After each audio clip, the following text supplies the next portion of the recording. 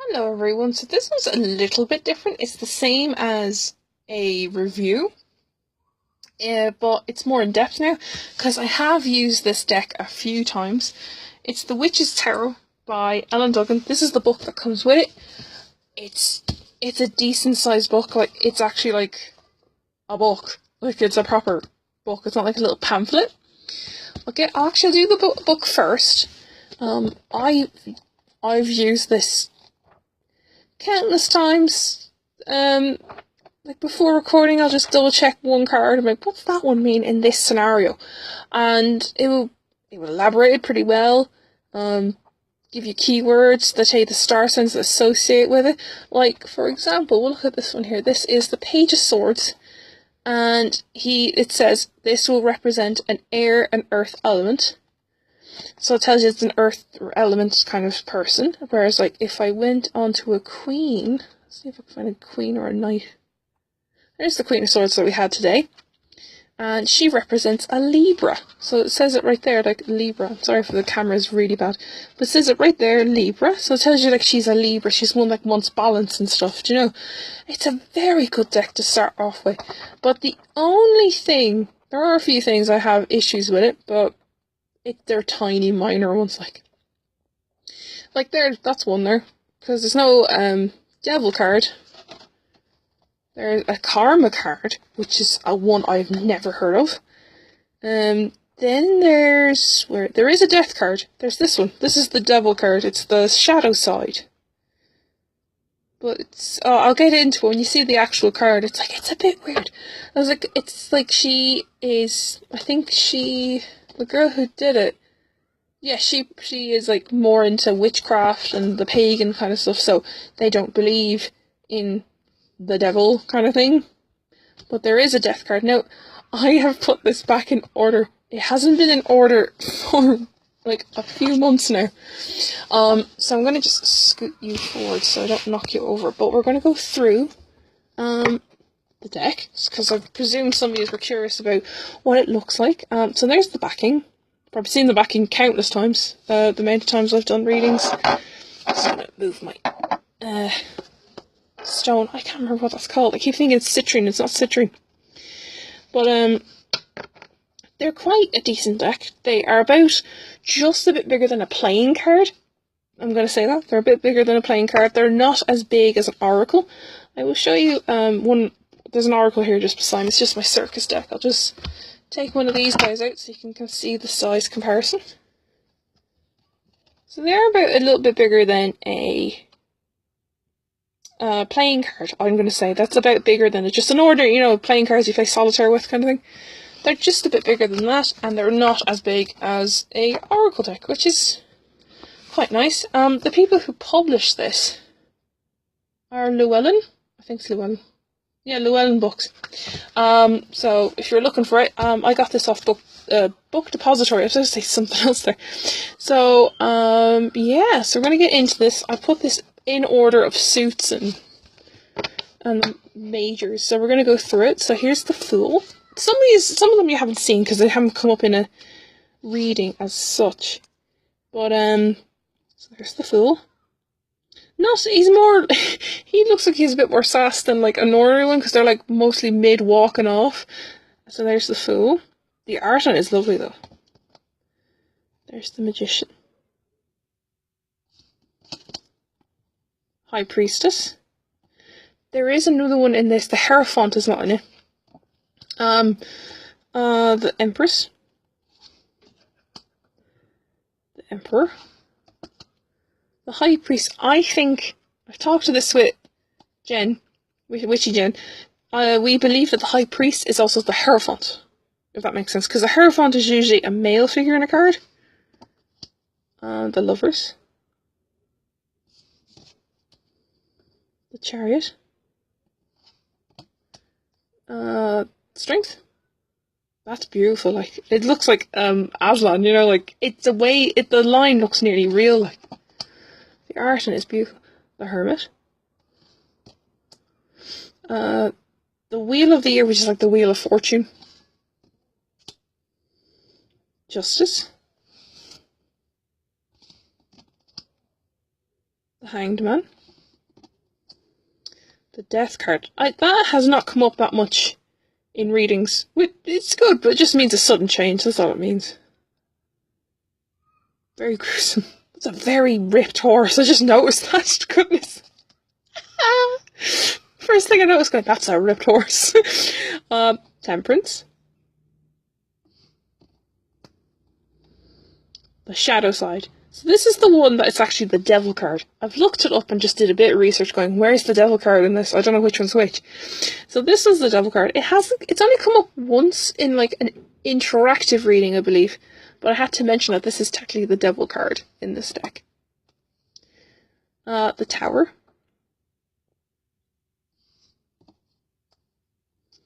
The Star. No matter what deck there is, the Star is always my favourite card. I don't know why, it's just so pretty. The Moon. The Sun. Here's one, I don't know which one this is. This is the Karma card. So, leave a comment below, or just, I actually do not know what this one is replacing, or what is it in the deck. But the Karma is kind of like, I've never had this in a reading yet, so I don't know what it means, and I haven't really come across it in the book yet. Like, I haven't had the need to look it up, if that makes sense. The World. Now we're on to the Minors. There's the King of Wands. Our card of the day, Queen of Wands. Knight of Wands. Page of Wands. 10 of Wands. 9 of Wands. 8 of Wands. 7 of Wands. Make sure they don't fall over because they're going to spill, if that makes sense. 7 of Wands. 6 of Wands, not 7, just did 7. 5 of Wands. It's like dragons, they're all fighting on dragons. Usually it's conflict with each other, not with dragons. 4 of Wands. 3 of Wands. 2 of Wands. Ace of Wands. Now we're going on to the Swords. Ace of Swords. 2 of Swords. 3 of Swords. That is quite gruesome. No matter what deck that is, I always find the 3 of Swords very gruesome. It's like, oh, thanks. 4 of Swords. 5 of Swords. 6 of Swords. 7 of Swords. 8 of Swords. 9 of Swords. 10 of Swords. Page of Swords. Knight of Swords. Queen of Swords. And the King of Swords. Now, I know this is a review and also a flip through. Using this deck, it's great. Honestly, it's the best one to use if you are a beginner. I find it, we'll carry on in a minute, but I find this deck amazing to work with because the book is just so handy. But there is a deck that I did have before this, and yeah, I have never shown it, I don't think. I think I've mentioned it, but never shown it. So I'm going to go through this Gothic one I have. I think they're just, yeah. Just show you just a quick bit of a... Let me see, is there a suit? Yeah, there's a bit of a suit.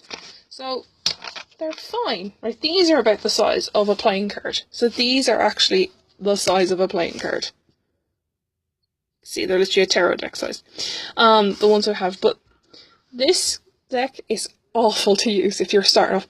The artwork is beautiful and to look at. It's amazing. And, like, I love Gothic stuff. See, they have a hair font. It's beautiful. The only thing is... See, like, the lovers are beautiful. It's all passionate and goth and beautiful. The only thing is, I can only use the majors. Only use those majors there that you're seeing are coming up. Because when I get to a suit, you'll see in a minute, there's the star. She's beautiful. Oh, it doesn't matter what deck, she's beautiful. Now, here we are. Just real quick, this kind of a comparison. Just a quick comparison. This one's a good one for beginners. This one is not, because we have butterflies. What are butterflies? Are they wands? What are they?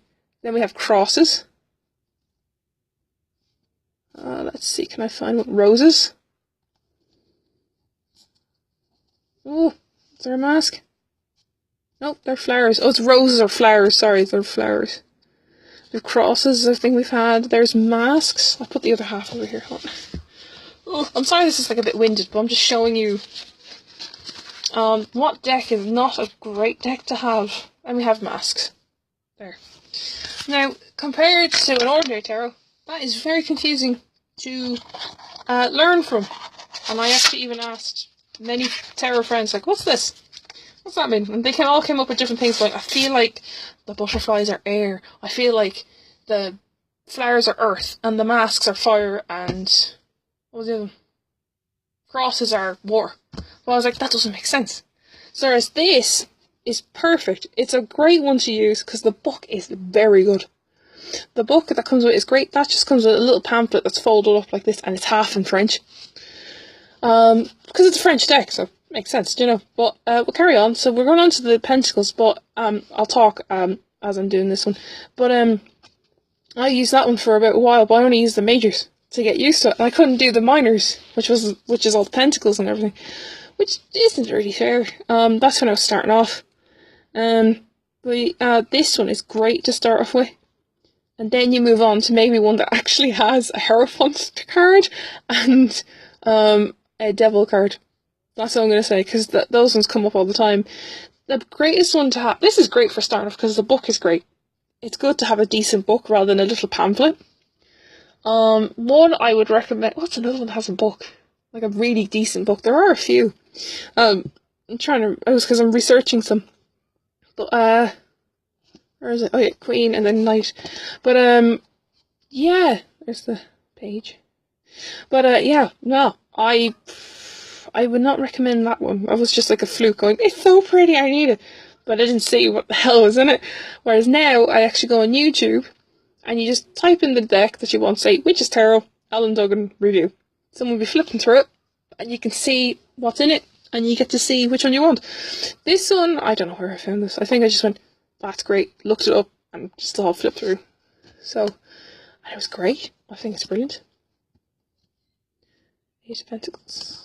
7, 6, 5, 4, 3, 2. There's the ace. Now we're on to cups, the last suit, which is great.